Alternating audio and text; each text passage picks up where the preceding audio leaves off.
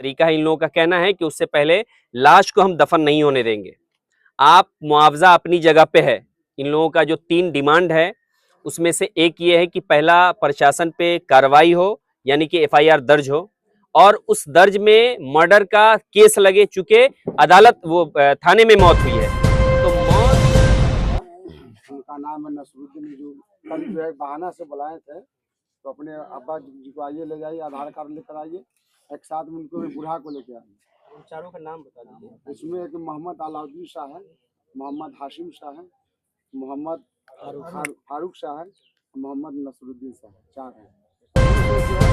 मारता है ऐसा इन लोगों का कहना है। उसमें से कुछ लोगों को उठाकर ले जाते हैं। वो लोग ले जाने के बाद 2 दिनों के बाद उसमें से जितने लोगों को पकड़ के कस्टडी में रखे हुए हैं उसमें से एक प्रशासन की तरफ से कोई खबर नहीं है यहाँ के लोगों को कि उनकी मौत हो गई है, जबकि आप 24 घंटे से ज्यादा थाना में नहीं रख सकते हैं, आपको अदालत में पेश करना होता है। आपने अदालत में पेश नहीं किया, कस्टडी में मौत होती है, प्रशासन नदारत है।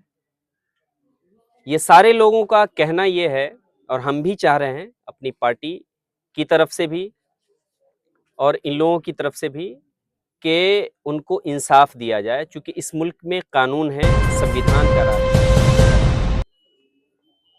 दरअसल ये 5 तारीख को ईद मिलादुन्नबी के दिन यहाँ पे एक विवाद होता है वो आइसक्रीम को लेकर, और वो विवाद इतना ज़्यादा बढ़ जाता है कि वो 2 समुदायों के बीच की लड़ाई बन जाती है। वो प्रशासन का इन्वॉल्वमेंट होता है उसमें। उसके बाद गांव में तकरीबन जितने लोग हैं, प्रशासन के द्वारा, जैसा कि इन लोगों का आरोप है, इनका कहना है कि हमला गाड़ी पे, प्रशासन की गाड़ी पे हमला होने के बाद बदले में इन लोगों के ऊपर कार्रवाई प्रशासन करता है और मारपीट होता, मारा जाता है। मोहल्ले में जितनी औरतें हैं सबको प्रशासन मारता है, ऐसा इन लोगों का कहना है।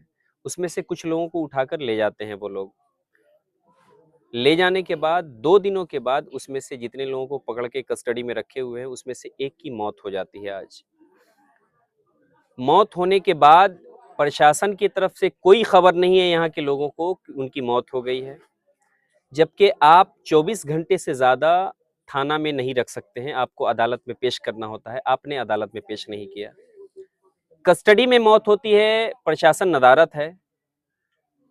ये सारे लोगों का कहना ये है, और हम भी चाह रहे हैं अपनी पार्टी की तरफ से भी और इन लोगों की तरफ से भी, कि उनको इंसाफ दिया जाए, क्योंकि इस मुल्क में कानून है, संविधान का राज है। कोई किसी की मौत का जिम्मेदार अगर बन रहा है तो अदालत है, यहाँ कानून है, यहाँ आप किसी को मार नहीं सकते हैं। इंसाफ का तरीका यही है कि उस पर जांच किया जाए, एफआईआर दर्ज हो थाना अध्यक्ष के खिलाफ, और जितने भी इसमें लोग शामिल हैं सबके खिलाफ एफआईआर दर्ज हो और कानून अपना काम करे। ये इंसाफ का तरीका है। इन लोगों का कहना है कि उससे पहले लाश को हम दफन नहीं होने देंगे। आप मुआवजा अपनी जगह पे है।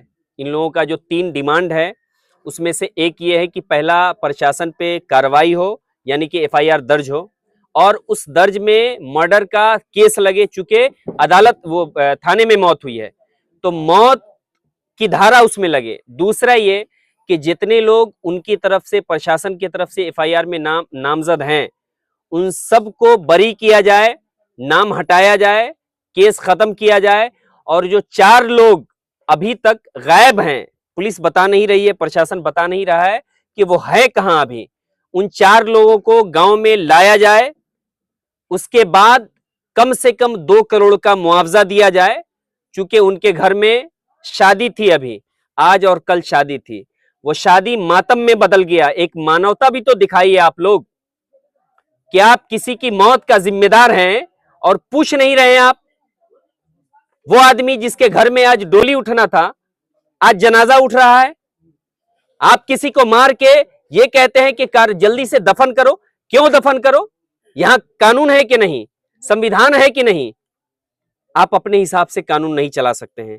यहां संविधान का राज है और हम उसी की वकालत करते हैं, उसी अदालत से हम मदद चाह रहे हैं।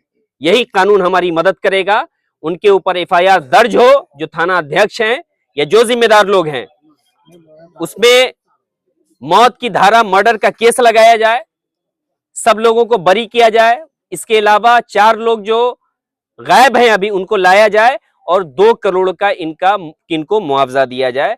ये इन लोगों का डिमांड है और हम भी अपनी तरफ से पार्टी यानी मजलिस इत्तेहादुल मुस्लिमीन की तरफ से हम भी इसकी वकालत करते हैं कि इस पे अमल हो। जो शादी वाला मामला था उसमें जो लोग गायब हैं जी उनका क्या बच्चे हुआ, का भी उनको शादी जानकारी? वही लड़का भी जेल में अरेस्ट ये 2 भाई की शादी थी। एक भाई को अरेस्ट बुलाया जो अपने पिता से वो मिलने जाते हैं कस्टडी में उनको बंद कर दिया जाता है। ये कुछ नहीं पता है कि वो अभी कहाँ है, क्या उनको भी मार दिया गया है या जिंदा है तो कहाँ है ये नहीं पता है। आप 24 घंटे से ज्यादा अदालत में किसी को पकड़ के नहीं रख सकते हैं। वो थाने में अदालत में पेश करना होता है। आप 3 दिन से एक थाने में रखे हुए हैं और वो 4 लोग जो एक की मौत हुई है, इसके अलावा जो 4 लोग मरे हैं, 4 लोग बचे हुए हैं, वो मर गए हैं, मार दिया है आपने या जिंदा है तो कहाँ है कुछ पता नहीं है। उसमें से एक वो दूल्हा भी है जिनकी शादी थी आज, उनको भी आप पकड़ा हुआ है।